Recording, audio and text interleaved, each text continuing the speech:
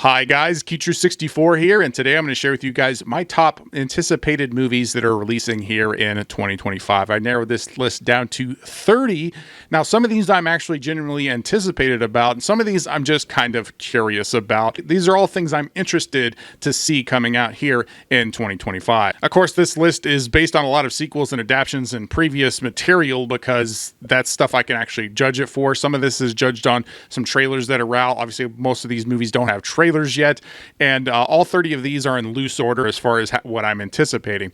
And the fun thing about this video too is how it ties into physical media, because this gives at least 30 new release movies that we're going to be getting in 2025. So it ties into physical media, which I talk about a lot here on the channel, getting to see what we're actually going to get in regards to physical media this year. A few of these that are releasing later in the year, we probably won't be getting in 2025. We'll get them in 2026, but the majority of these will have physical media releases in 2025. And I will be sharing with you guys the release date that's currently out there, if it's available, or at least the release month is what I'll be sharing in this video. So with all that said, let's go ahead and jump into the video.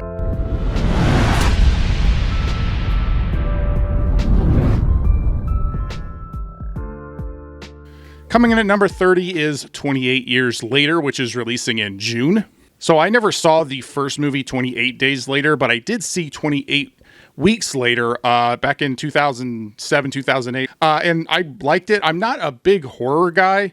I've mentioned that a few times on the channel, like my preferred genre is like sci-fi, but I don't dislike horror, so it's not really something that I went back to see. However, I did see the trailer for this, which just released a couple weeks back, and I thought the trailer really did a good job of getting me hooked and making me want to go and see this thing. What's interesting is, as far as the physical media goes, is that I'm wondering if they're going to re-release 28 Weeks Later, because I know that one's very difficult to find physically. So I'm wondering if they're going to re-release 28 Days and 28 Weeks Later with this one, or are we going to get 28 Years Later, like a box set of the three movies this year? I don't know. Well, I guess we'll have to wait and see. Coming in at number 29 is The Naked Gun, which is supposed to release in August. Now, this is obviously a reboot of the Leslie Nielsen Naked Gun movies, which, you know, it's hit or miss as far as whether you think that comedy lands. Comedy is extremely subjective. I kind of like The Naked Gun. I liked it more when I was younger, but in this movie, we have Liam Neeson taking on the role, and I think it could be a good fit.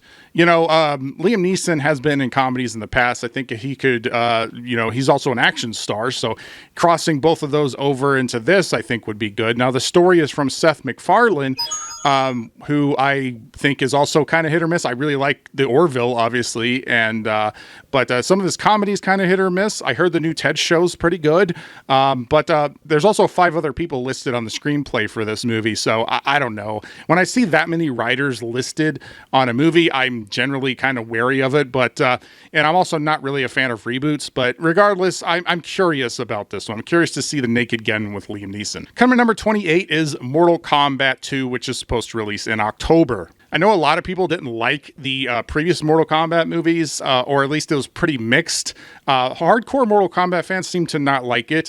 I thought it was okay. I liked it. I liked it enough to buy it. It wasn't great by any means. In regards to video game movies, I think it was pretty good. I just thought it was kind of a fun, dumb action movie. It kind of felt like a throwback to the 90s to me. But as far as Mortal Kombat 2, the reason why I'm excited about it is Carl Urban is in this one, and he is playing Johnny Cage. And that alone has me interested in this one. I have a feeling this one could be better than the first one, but I don't know. You know nothing. Coming in number 27 is the untitled I Know What You Did Last Summer sequel, which is supposed to release in July. Now, I like slasher movies. I know previously I said I don't really like horror movies. Horror movies obviously have subgenres in there with like paranormal stuff, slasher. I Know What You Did Last Summer is a 90s classic of the genre. It had 2 sequels. I Still Know What You Did Last Summer and whatever the other one was called, the third one. So this would technically be the 4th one in the series. Jennifer Love Hewitt is apparently coming back for it. If this is just a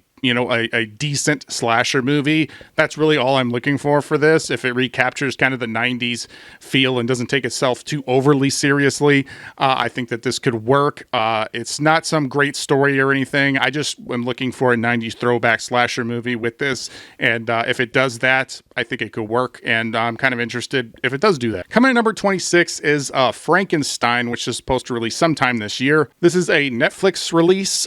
This is from Guillermo del Toro. It's his version of Frankenstein, so I'm interested based on him. And Guillermo del Toro's great. We also got Oscar Isaac in this and Christoph Waltz. Both great actors. My concern is that it is a Netflix movie. Netflix movies, they're very hit or miss, and they do seem to miss more than they hit. But Del Toro did the Pinocchio movie for Netflix, and that didn't seem to hinder his vision of what he wanted to do.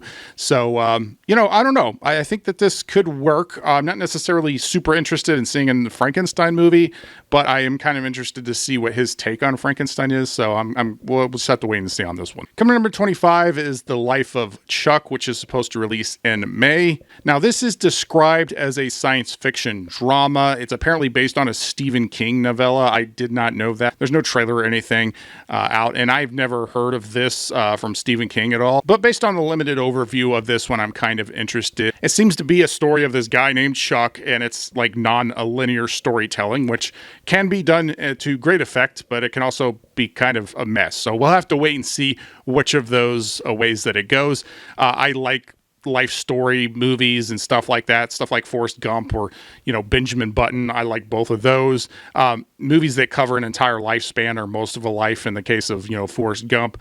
In this is a great cast: Tom Hiddleston, Chiwetel Ejiofor, Karen Gillan, Nick Offerman. It could be a sleeper hit because it has a May release. I think that usually tends to mean that there's some faith in the project when they release it during the summer. At least that's how it's been in the past. So with having a May release, I think that they might have something good here, so we'll have to wait and see. Coming number 24 is Until Dawn, which is supposed to release in April. This is, of course, an adaptation of the Until Dawn video game, which I highly recommend playing if you have not. I'm just going to go ahead and throw it out there. The game's probably going to be better than the movie, but we'll wait and see. I'm not a huge gamer, but I did enjoy that one. Now, the trailer just released last week or 2 weeks ago, and, it took a direction that I didn't expect. The premise seems to be that a group is trapped in a cabin in a valley somewhere, and they're attacked and killed, and then the next day, they have to repeat everything all over again. And a new supernatural thing or whatever attacks them and kills them, and then they have to repeat everything over again. And I think it's a kind of an interesting premise. It's a little bit of a Groundhog Day type of twist on it. I think that it with that premise, it does try and capture some of the aspects of the game with the butterfly effect and things like that. It's not the take that I would have guessed. I would have guessed they would have tried to just do an adaptation of the story of the game. There's obviously some nods to the game in here, and I don't know. It seems like they have to survive until dawn, which they said multiple times in the trailer, I think, in order to break the cycle and live. So I don't know. I think the premise has me more interested than I would have been otherwise, considering it's a video game movie. But again, I don't expect anything amazing. If we get a 6 out of 10 movie out of this, I think that's a win in my book. But I don't know. Like I said, my expectations are not high, but I am interested in it. Coming to number 23 is Sinners, which is supposed to release in April. Now, not much is known about this. This is from director Ryan Coogler, who I think did a pretty good job with the first Black Panther movie, and Creed, which I think Creed is still the best movie that he's done. It does star Michael B. Jordan of Creed, so we got that team up again, and he plays twins. So Michael B. Jordan plays twins in this. The description reads, trying to leave their troubled lives behind, twin brothers return to their hometown to start again, only to discover that an even greater evil is waiting to welcome them back. So that's the description there. Very vague. There's some rumors that this could be a vampire movie. The poster does have a tagline of Dance with the Devil on the poster. So I kind of like not knowing a lot about this. I think it's kind of surprising that there hasn't been, I guess, leaks around there. I mean, maybe the vampire thing is accurate. I don't know if it's vampires or something else. But I'm kind of interested with the limited amount of information that's out there right now. Coming to number 22 is Greenland Migration, or Greenland 2, which is supposed to release sometime in 2025. Now, this is, of course, a sequel to Greenland, which was a survival disaster movie that I thought was pretty solid, pretty underrated. Not a lot of people checked this one out. It released, I think, in 2020, but I thought it was pretty good. I like disaster movies. This is kind of different. So the sequel follows the family as they travel across the post-apocalyptic Europe to find a new home after the disaster. I'm interested to see this because I don't remember any other disaster movie getting a sequel where you see how they rebuild or survive post-disaster. I don't think I've seen that team up there with the two movies. So I'm interested based on that, and I liked the first Greenland. Obviously, this is probably not going to be a disaster movie. This is a post-disaster movie, or I guess it would go a post-apocalyptic movie. But we do have Gerard Butler and Marina Baccarin returning for the sequel. This is not a sequel I expected or was interested in, or do I think it's really justified? I don't know. I'll have to watch it. But I'm interested. Coming in at number 21 is from the world of John Wick, Ballerina, which is supposed to release in June. My interest in this is just solely based on the fact that it's titled John Wick, or John Wick's in the title, though I do recommend they change the title because that's just a mouthful. But Ballerina does take place in between John Wick 3 and John Wick 4, and the fact that it is John Wick, has its name on it, is like, this is top tier action movies, so that means this probably is not going to be some disposable action movie. There's a high tier to it. There's no trailer out right now. I don't know how much I buy Ana de Armas, who is playing the main character here. I don't know how much I buy her in an action role. I predominantly think about her in Blade Runner 2049. But she was in The Gray Man in an action role. I barely even remember that movie. But I just think of her more in Blade Runner 2049. We'll just have to wait and see, I guess. Coming to number 20 is Now You See Me 3, which is supposed to release in November. I was really surprised to see this one is coming out. I did not know it was even in production or anything. It's been years since I saw Now You See Me 2. I do own both movies, like a little bit of lenticular there, a little lenticular action on that one. But I actually liked both of them. I liked the first one quite a bit.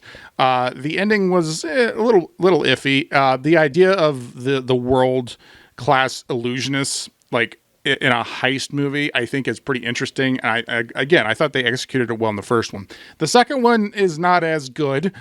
So the third one, I don't know if it's going to be on par with the second one or on par with the first one. I'm interested to see it. The whole cast is apparently coming back for it. Woody Harrelson, Jesse Eisenberg, Dave Franco, and Isla Fisher. Morgan Freeman's in this as well. Hopefully this will deliver. Like I said, I like the first one. I definitely would recommend the first one if you haven't seen it. Coming in number 19 is Novacaine, which is releasing in March. So this stars Jack Quaid. He plays a guy who feels no pain and is in an action movie where he has to save his girlfriend from the bad guys.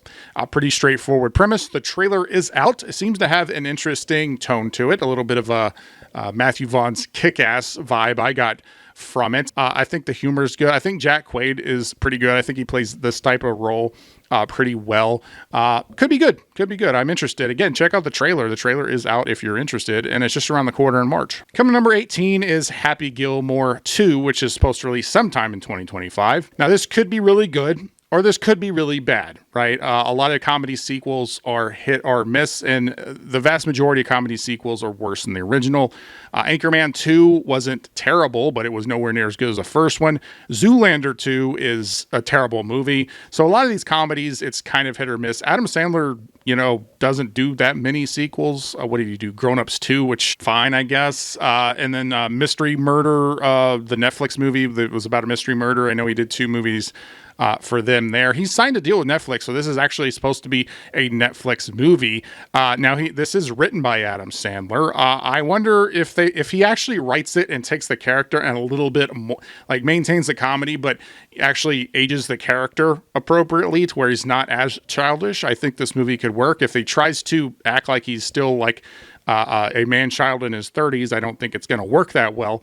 But to me, Happy Gilmore's my favorite Adam Sandler comedy. That one's my favorite. So I don't know. Shooter McGavin's back for this one. Again, it's Netflix, so they're hit or miss. There's a little bit of a teaser trailer out there, but it doesn't tell you anything about the story. But if you're curious of that, it's like only a minute long. But we're supposed to get this sometime in 2025. Coming to number 17 is The Electric State, which releases in March. This is another Netflix movie. Again, hit or miss on whether it'll be good or not. The Russo brothers are doing this, so that does give me some hope. But the Russo brothers also did The Gray Man, which I mentioned earlier, which was fine. It wasn't bad, but it was forgettable. It was a forgettable action movie. Hopefully this one is a little bit better. We got Chris Pratt and Millie Bobby Brown in this. It's a sci-fi story. I'm a sci-fi guy, so that could work based on that. The premise is that there's a robot war in the 90s, so it's in an alternate timeline, and the robots were exiled to the Electric State, the title of the movie. It's a big secure area, and Millie Bobby Brown's character has to set out into the area to find her missing brother, and Chris Pratt goes along and helps her out. The trailer is out, so go check it out and judge it for yourself. But I'm looking forward to it based on the trailer. I think the cast is good, Russo brothers. So I don't know. Like I said, I feel like this will be probably a 6 out of 10. My early predictions, a 6.5 out of 10, maybe. But even if that's only the case, I still think that would be worth a watch at that rating. So we'll see how The Electric State is. Coming to number 16 is Death of a Unicorn, which is releasing sometime in 2025. Now, this is an A24 film. It's a supernatural comedy horror movie. It stars Paul Rudd and Jenna Ortega, and they hit a unicorn while they're on their way to visit a rich family. I think he works for them or something like that. This is judged on the trailer. The trailer is out if you're curious of what kind of tone this is going to be, but it has a interesting, fun vibe to the trailer anyway. It kind of gave me some vibes of like The Menu, which I thought The Menu was a great movie. I really dug it a lot. It just has a very off-kilter, dark comedy vibe to it. And apparently John Carpenter did the music for this, so that's kind of interesting as well. A24 is always a toss-up. For me personally, I dislike more A24 movies than I like. But when they hit really good. And then this has me interested based on the trailer and the premise. Coming in number 15 is Mission Impossible: The Final Reckoning, which releases in May. Now, I'm not going to lie. I did not see the last Mission Impossible movie. I own all the previous ones. The only reason why I did not watch the last Mission Impossible movie, what was it? Was it called The Final Reckoning? Or whatever, I don't remember what it was called. I didn't watch it because it was a part one. I don't like the ideas of part one, part two movie splits. They did it with Deathly Hallows and that kind of work. But for the most part, I don't like part ones and part twos of movie. I feel like I'm getting an incomplete story with watching it, hence the part one and part two. So I did not watch it based on that because I wanted to wait and watch both of them together. So I have not seen this recent one. So now with the new one coming out, I want to see both of them together. So I'm interested, obviously, based on that. I have grown to really like the Mission Impossible movies over the years. I think my favorite's probably 4. Mission Impossible 4 was that Rogue Protocol? No, Ghost Protocol. Rogue Nation was the other one. Ghost Protocol is probably one of my favorite ones, but I really like them. Other than Mission Impossible 2. But also, this is rumored to potentially be Tom Cruise's final appearance in a Mission Impossible. But regardless, I do want to check this out and watch both movies back to back. Coming in number 14 is Michael, which releases in October. Now, this is a biopic of Michael Jackson. It starts in the 1960s and goes through Jackson 5 and into his solo career all the way up to his death in 2009. There's obviously a few different ways you could do this type of movie. I have a feeling it is either going to be really good or really kind of cookie cutter. I don't think this will be quite as cookie cutter as some other musical biopics, but we'll have to wait and see.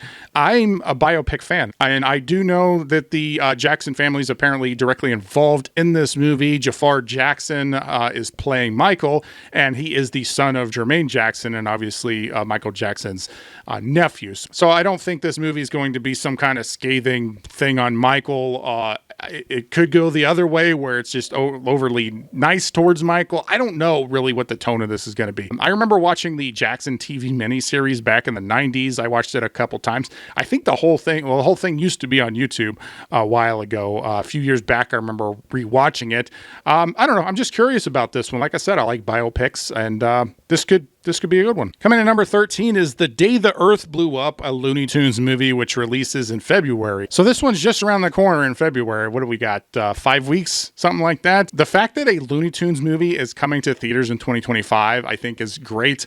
It's a sci-fi movie of alien invasion, which again, I'm a sci-fi guy. I love Looney Tunes. I've liked Looney Tunes since I was a kid.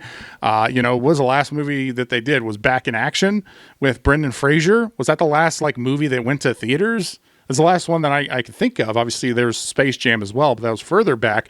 But this one stars Daffy and Porky, and they have to save the world from aliens. The trailer is out there now, so judge for yourself whether the comedy will land or not for you. I guess it really depends on if you're a Looney Tunes fan like I am. This looks like it could be fun. I hope there's a bunch of sci-fi kind of references and subtle things to other sci-fi movies. It looks like we've got The Day the Earth Stood Still and the Invasion of the Body Snatchers, a little bit of Mars Attacks in there, all based on the trailer anyway.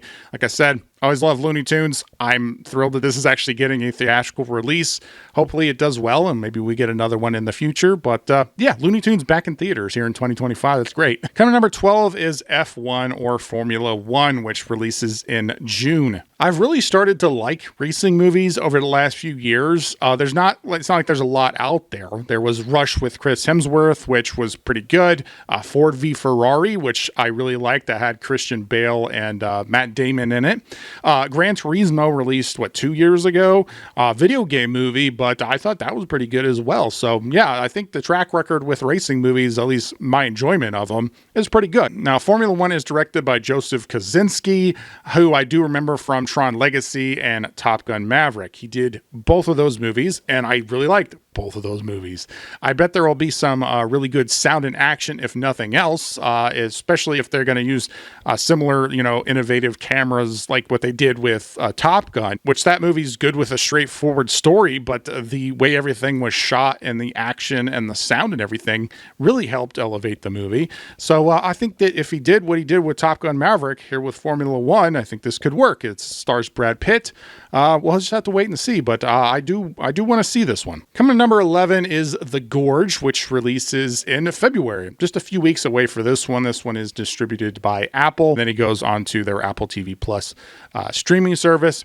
Now, I saw the trailer for this one last week, and it did catch my interest. I didn't even know it was coming out. It stars Miles Teller and Anya Taylor-Joy. They're both on different watchtowers, and there's a gorge in the middle, and it's filled with mist, and they are told that they are guarding it so nothing comes out, and apparently the mist, or this gorge, is a gateway to hell. That's what they are told. And they're not allowed to talk to each other, and nobody else shows up, but, obviously they're going to talk to each other because they're all alone on these watchtowers, so they find ways to communicate, and then stuff happens with the gorge. A pretty good, straightforward kind of sci-fi fantasy premise. You can watch the trailer now. It doesn't really give away a whole lot. Maybe it does give away a little bit.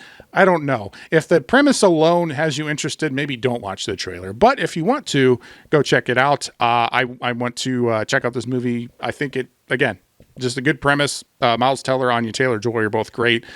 So we'll see. Coming to number 10 is Nobody 2, which releases in August. I love the first Nobody movie. It had pretty good word of mouth.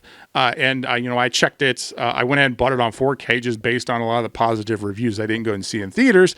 And I really liked it. Bob Odenkirk, I didn't think could sell being a former assassin, but he does. He sells it very well. A very, very good repressed former assassin.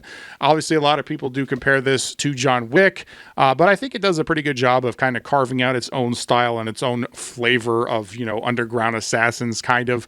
I'm looking forward to see what they do with the sequel. Most of the cast is returning, including Christopher Lloyd, who played the father, and obviously Bob Odenkirk, and I believe that his family is still played by the same people, but I'll have to see. There's some new casts that are coming in for this one as well. We got Sharon Stone, Colin Hanks, Chris Pine, and McKenna Grace. good cast, and looking forward to seeing what direction they take this sequel. And it is different than John Wick because you have him as more of a family man. You know, John Wick is like a Ronin, right? Anyway, I'm interested to see what they do with Nobody 2. Coming in number 9 is Predator Badlands, which is supposed to release in November. Now, there are a few other reports out there that we're also getting a Predator animated movie. So I'm just going to comment on that. If we may get 2 Predator movies here in 2025. The rumors are out there, but Predator Badlands seems to be the one that we're going to get here this year. The live action one, titled Badlands, is allegedly starring Ellie Fanning, and it takes place in the future. So most of these Predator movies have all taken place, in current day or in the past, whereas the animated movie is rumored to be about samurai. Both of these movies sound interesting. Hopefully we do get both of them. I don't really know how much of these reports are true, but the Badlands stuff does seem to be more concrete. Now, I personally would have liked to see a Predator movie in feudal Japan. I thought they did a pretty good job with Prey, and I thought the whole premise was like, okay, well, we'll just take the Predator and we'll put them in, different settings and scenarios in the past and kind of do a historical story with the Predator kind of put into it. I think that would have been pretty interesting approach. The idea that they're going in the future with this one is kind of different. I would have liked to see Predator maybe in the Old West as well. Regardless of what it is we're actually getting here, whether it's the live action, the animated one that I'm talking about, I'd look forward to seeing what they do. It's the same team who did Prey, and that team I'm interested to see come back and do one of these things. And I'm very interested. Obviously, that's why it's in my top 10 anticipated of the year. Coming in number 8 is The Running Man, which is supposed to release in November. Now, I saw the original Running Man with Arnold for the first time this past year. I picked up this 4K steelbook. Looks amazing. If you haven't checked it out, I would recommend getting this great steelbook here for The Running Man. I mean, it is apparently based on a book, which I did not realize when I saw it. This one stars Glenn Powell, and I think if they lean into the cheese some, maybe it'll work, or maybe they're going to go more grounded and maybe that'll work. I don't really know what the direction to take here is, if you want to kind of lean in a little bit of more cheese like what this did, or a more serious approach. When you have Glenn Powell, he can do both. So it's very interesting. This is also done by Edgar Wright. Edgar Wright has done some bangers over the years, so we'll have to just wait and see how they balance the action and the humor, but that is one of Edgar Wright's fortes, really. Regardless, I'm obviously a big sci-fi guy. I've mentioned that multiple times. I'm looking forward to seeing it, regardless of what direction they take it. Coming in number 7 is Karate Kid Legends, which releases in May. So Cobra Kai comes to an end next month in February. Now, I've really enjoyed the series over the years. I'm pretty interested to see if this movie is actually going to tie into Cobra Kai. The trailer's already out there. I think it looked pretty good. It looked pretty interesting. It looks like it's kind of continuing on the style of the original movie. I really hope that they bring back Johnny Lawrence. I hope Johnny Lawrence is in that. Like, Johnny Lawrence is the best part of Cobra Kai. I think that he would add some much needed tension and different style to the movie than just having Jackie Chan, who is back in this, Jackie Chan and Ralph Macchio. But I'm keeping my fingers crossed Johnny Lawrence at least shows up in this. I don't know. I'm interested to see how much this is actually going to tie into Cobra Kai, or if it's going to try and be its own isolated thing, or when it actually takes place. I don't know. My interest is really tied to Cobra Kai more so than the Karate Kid movies. But regardless, I am interested to see it. Coming number 6 is Mickey 17, which is supposed to release in March. So this is described as a science fiction black comedy, which sounds good to me. That sounds interesting to me. It is directed by Bong Joon-ho. He directed one of my favorite movies of the 2010s with Snowpiercer, which just got a 4K steelbook release, if you guys are interested in checking that out. But perhaps he's more known for Parasite at this point. Parasite won more awards, so I guess more people would know him from that. The trailer for this movie is out there. I dig the style and the tone. Basically, Robert Pattinson plays Mickey 17. He signs up to be an expendable employee of this company, and he's sent to kind of explore a planet, and he's basically just used as a disposable person, because when he dies, he just gets reprinted. His memories are intact, like he remembers, the dying and all of that stuff, but he's just reprinted with a new body. It reminds me a little bit of Moon. If you guys have never seen Moon with Sam Rockwell, the premise reminds me of Moon. The tones are completely different, but the premise does remind me a little bit of Moon's premise. Obviously, again, different style there, but regardless, I did dig the trailer. I think Bong Joon-ho's done some great stuff. So, yeah, I think this is going to be pretty good. I think this is going to be one of the bangers of 2025. Coming in at number 5 is Avatar Fire and Ash, or Avatar 3, which is supposed to release the end of the year in December. Now, I know the popular thing is to hate on Avatar. I've seen so many people really hating on Avatar more and more over the years. If you don't like it, I do understand the writing's not top notch. It's perfectly fine if you don't like it. I like the world of Pandora. I dig the visuals. Avatar 2 was visually awesome. I just think the movie was a little bit too long, or maybe a lot too long.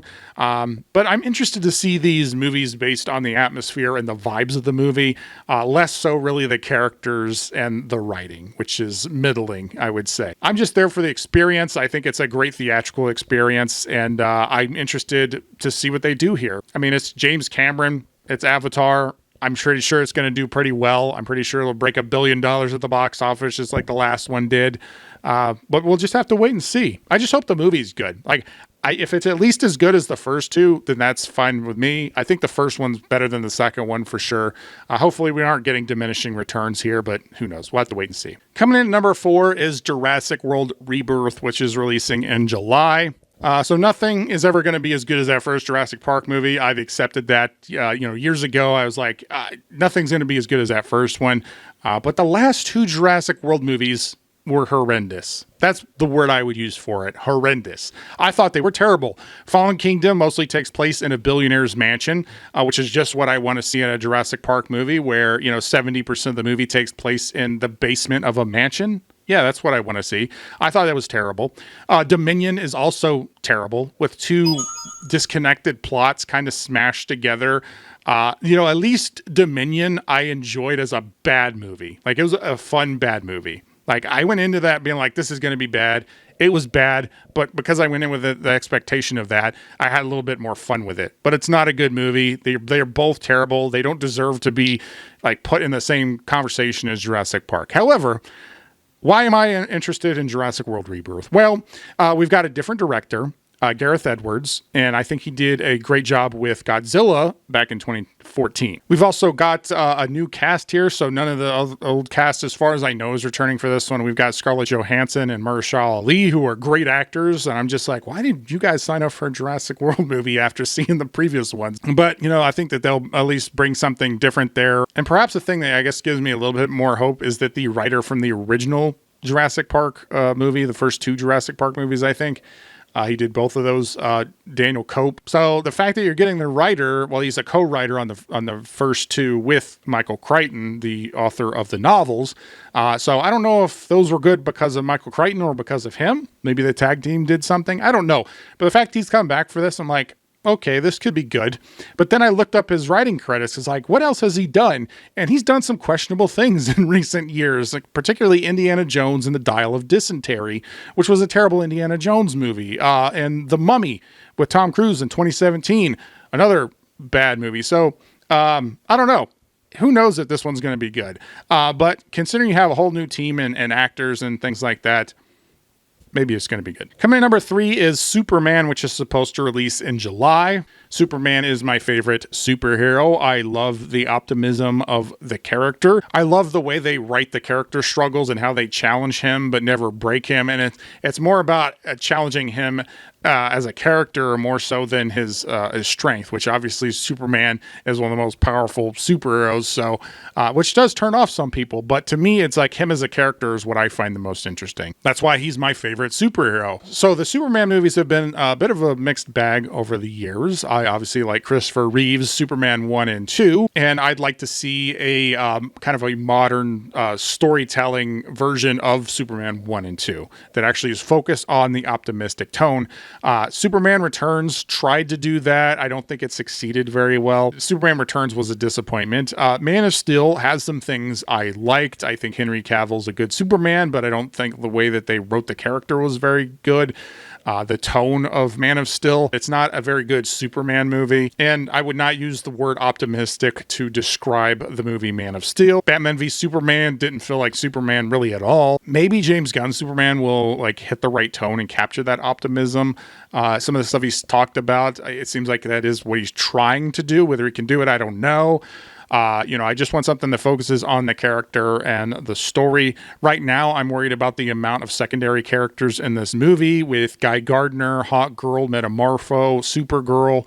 Seems like they're trying to kind of do a reverse Kingdom Come story, which for readers of the comics, you're probably familiar with Kingdom Come. This is like a reverse where apparently the Superman's coming in to teach the superheroes like, Guy Gardner and Hawk Girl, who were already dark and gritty, and show them a better way. So that's what I mean by reverse. Like Superman comes in to teach the heroes like a better way. So it could be good. The idea could work. I don't know. I am wary when I hear this many characters are in a Superman movie that should just be a Superman movie. Just give us Superman and like Lex Luthor and Brainiac. That's it. That's really all I really want. I don't need all these secondary characters. Only time will tell if this works out. The trailer's obviously out there. I think vibe-wise, I think that they kind of nailed it. The trailers was a little bit divisive, but we'll have to wait and see. I'm talking a lot about Superman here because, again, Superman's my favorite character, so I want this to be good. I don't know if it will be. Coming in number 2 is the Fantastic Four First Steps, which releases in July. And I'm not going to lie, First Steps is a dumb name. It sounds like a Rugrats movie. But regardless of the kind of dumb name, maybe the fifth time's a charm with the Fantastic Four movies. Right now, the best Fantastic Four movie is called The Incredibles. I think that's the best Fantastic Four movie. Now, the first Fantastic Four movie from 2005, I thought was fine. Like, it wasn't great. Regardless, we haven't got a good Fantastic Four movie. Force Stick was terrible as well. Anyway, I'm cautiously optimistic about this newest adaptation, despite the fact the MCU I don't really care about anymore. Like, I think that their track record's been pretty bad. It's been a disaster post-Endgame, personally. I think that might affect the hype for this one, but we'll have to wait and see. The hype for me on this one is that it doesn't take place in the MCU. It takes place in its own pocket universe, or whatever you want to call it, a multiverse thing where it's like, all right, this is a Fantastic Four. This is modern day, but it's based on the old 60s sci-fi retro style, which I think is a cool aesthetic choice. It's a cool direction to take it, to just have it be its own thing and don't try and tie it into the MCU.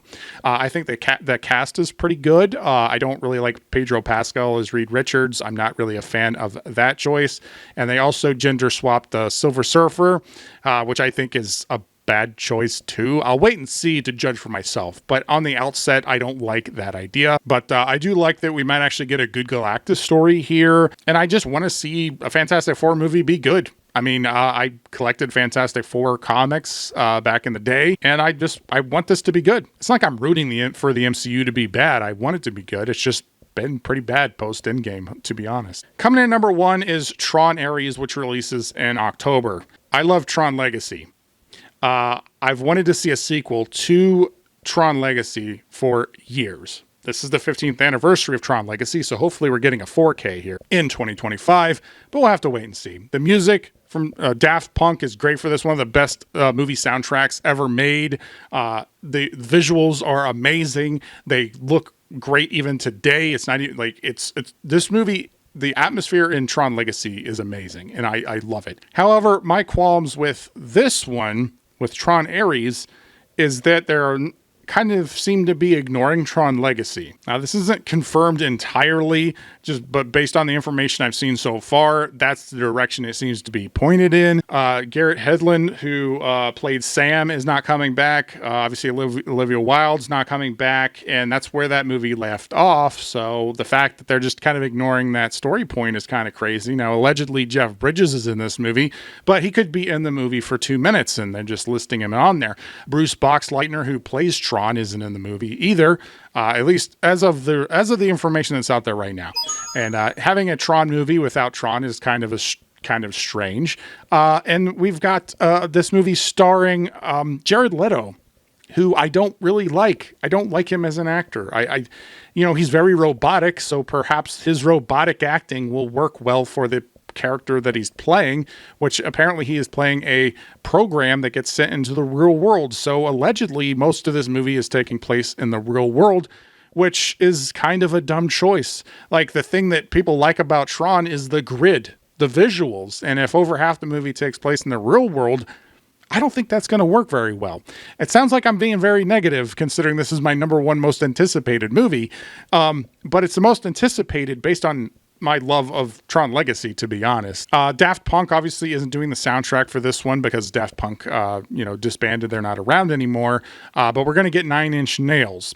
Now, I do like some of Trent Reznor's music that he's done for other movies. Like, he did Social Network, which I think is a great soundtrack. So they could give us a good soundtrack with this one. Now, I don't think it'll be as good as Tron Legacy's Daft Punk, but I'm interested to hear their soundtrack, to be honest. I'm interested if it's going to capture the atmosphere and the vibe.